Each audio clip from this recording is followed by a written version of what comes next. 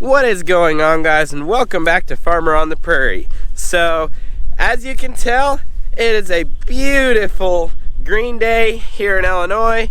It is warm, about 55 degrees.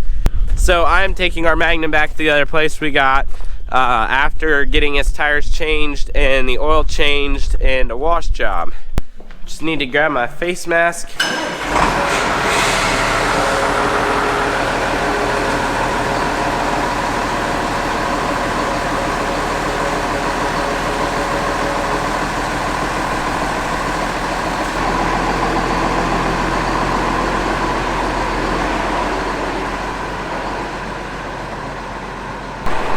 Would you just look at that beautiful tractor?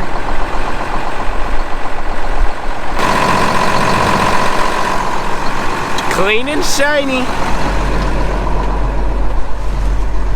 Alright, now we just gotta head over to our other place.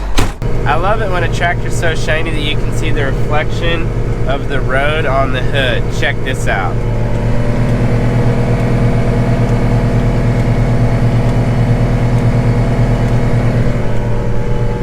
That's what I'm talking about. I have now made it over to our other place, and I'm gonna throw my face mask on, put my gloves on, and jump in the grain bin and start scooping corn. This bin has a power sweep auger in it, and therefore it's also got 3 sumps to the side. So the sumps drain the grain down in front of the power sweep. You stop the auger, you turn on the power sweep. After you turn the power sweep on, then you go along behind and you scoop all the grain up, and you take a broom and sweep that out, and we're good to go.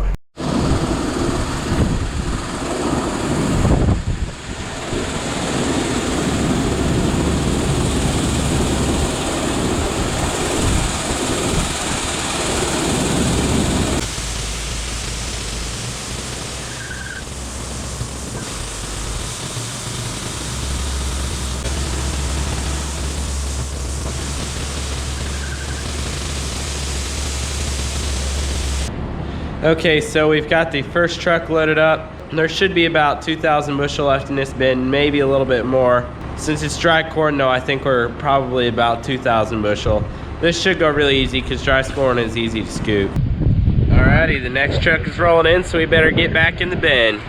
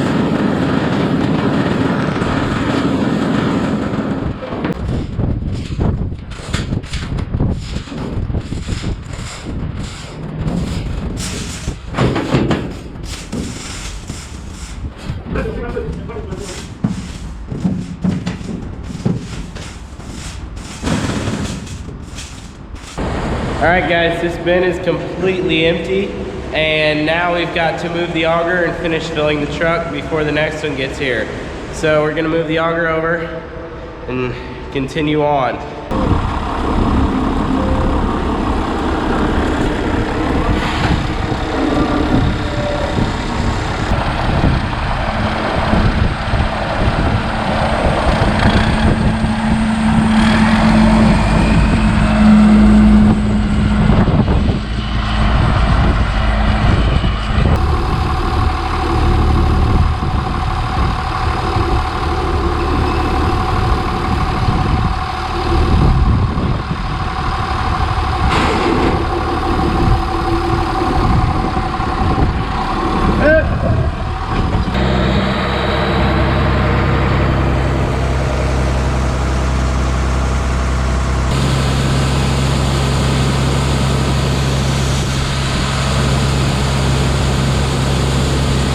Alrighty guys, so we are in the shop here, and I just figured I'd show you real quick that Dad has been working on the planter. He's been changing out a couple parts on the bean units, and just check out the planter, make sure it's good to go, because we're gonna be planting hopefully in a few weeks. I'm sure those of you who own dogs know this to be true. I'm going to go home and run an upside down harrow on our yard because dog turds are a real problem and they need to be taken care of because the grass has started growing. So I'm gonna knock all the dog turds from over winter out, and then as we're mowing this summer, it'll chop them up and they will not be an issue anymore until next winter.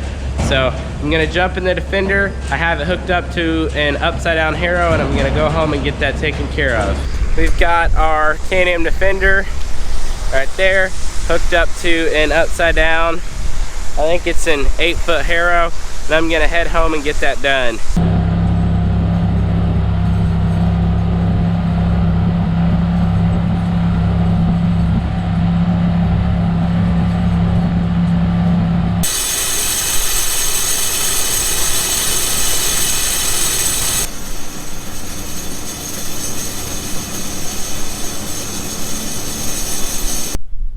So I have arrived back home now, and the first thing I need to do is I need to finish removing my training flags for the dog fence, which are about every 30 feet right now. I had them a lot closer to start with, and I've been slowly taking them out. And now I just need to go ahead and take the rest out so I don't hit them while I am harrowing the yard. So I'm going to get to that.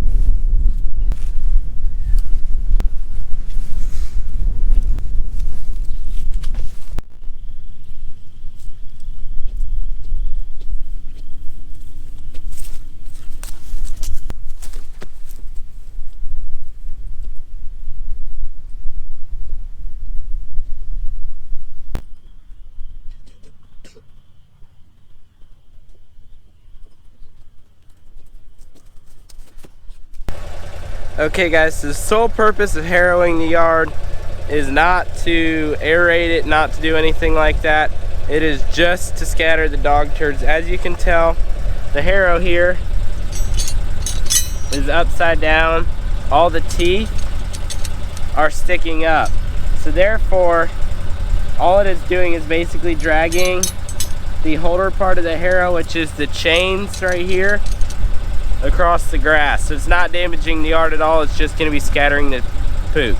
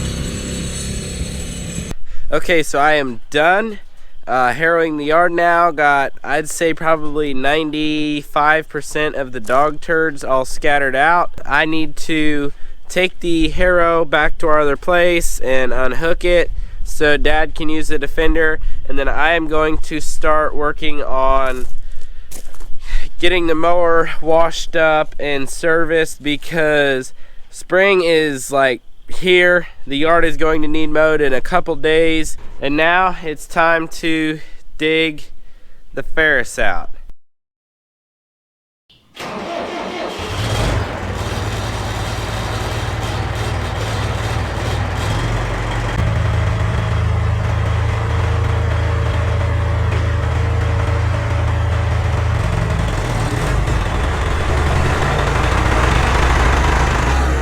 Well, now it's time to see if the good old Ferris will fire up. It's been sitting here since last fall, not been started once. Could be interesting.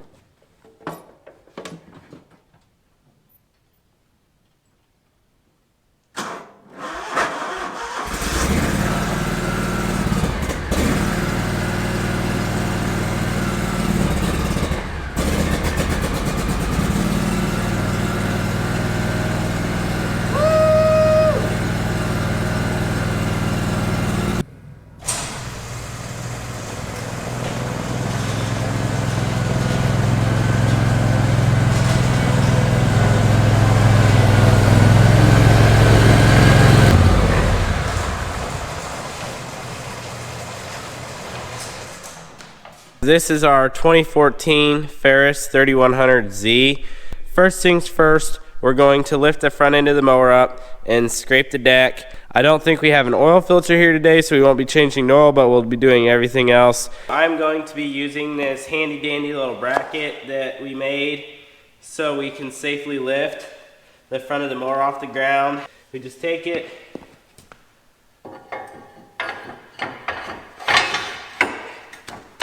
we slide it in the frame like that, and it gives us a jacking point. We want to turn the plate on the jack so the tube falls in between the notches so that it's got a very good grip on it.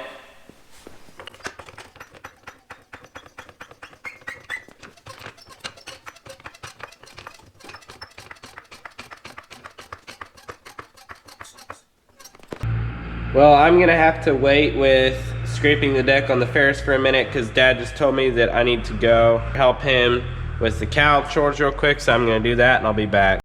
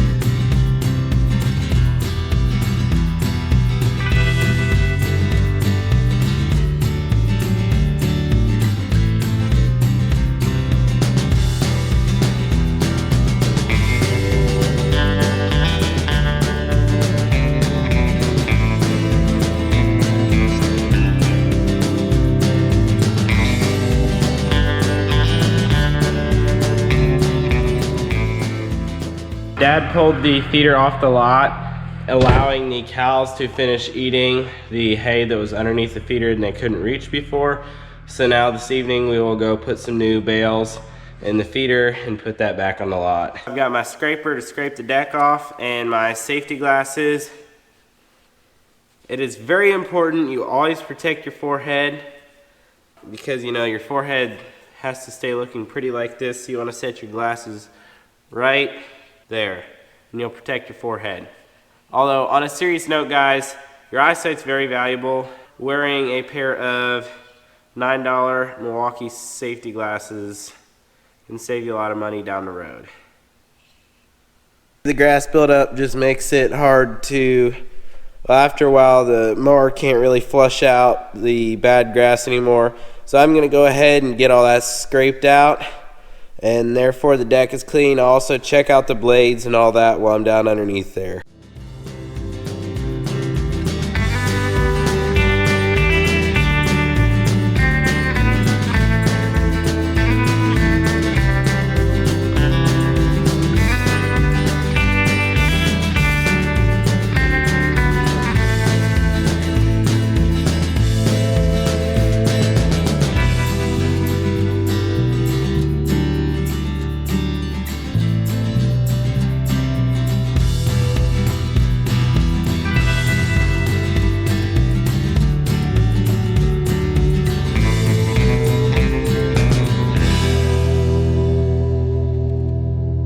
Going to take these covers off of these outside assemblies here, and I'm going to loosen up the bolts holding the main hub and try and slide the blades in a little bit, because we're having issues with this thing leaving little gaps between the blades like of uncut grass, and I want to try and take care of that. At the Louisville Farm Show, I talked to one of their reps, and that's what he suggested, so I figured I'd give it a try. Love the mower, not impressed with the cut quality.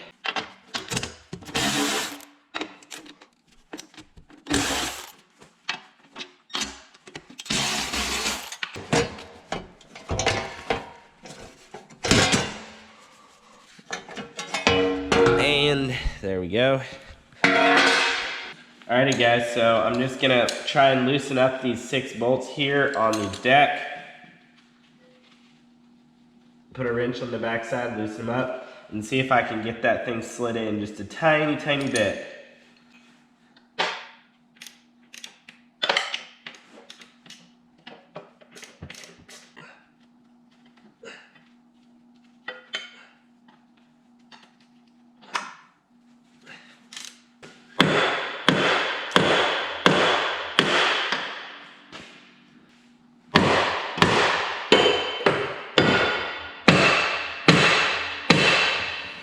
I am now done with the mower. As far as that, I wasn't able to get the blades slid in at all, so it's still going to have the issue with leaving little skippers. I'm going to now drop the mower down, pull it out, blow it off. I'll sweep the shop floor. And yes guys, I know you're supposed to have scraped the deck before winter. We did. The mower got used again. When you've got this much equipment around, sometimes things just get slipped through the cracks.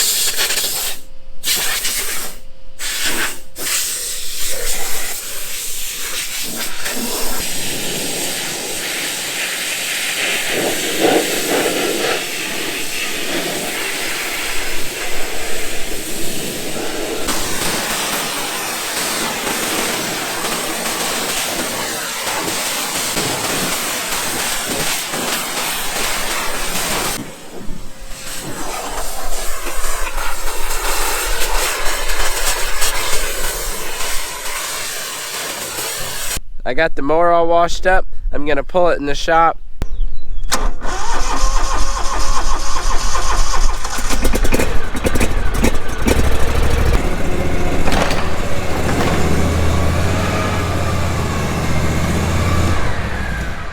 Now I've just got to go ahead and grease all the zerks, like this zerk right here. So the spindles, all the suspension blocks. And I know you guys say that I need a power grease gun, but trust me, I don't need a power grease gun. The reason that I use a manual grease gun is because you only need 1 or 2 squirts per zerk. As soon as you hear the grease pop, pull it off. If you use a power grease gun, you are going to over-grease, you're going to waste grease, and you're going to blow the seals out on bearings.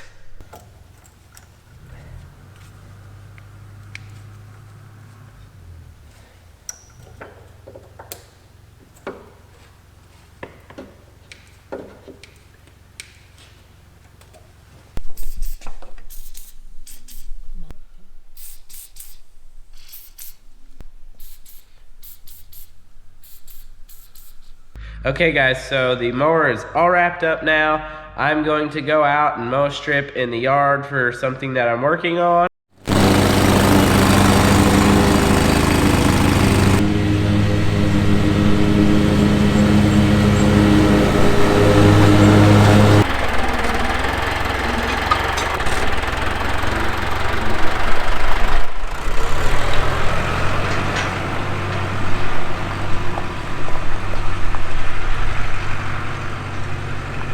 That is all for today's video. Thanks for watching. If you like this video, please be sure to leave it a big old thumbs up, and I will see y'all next time.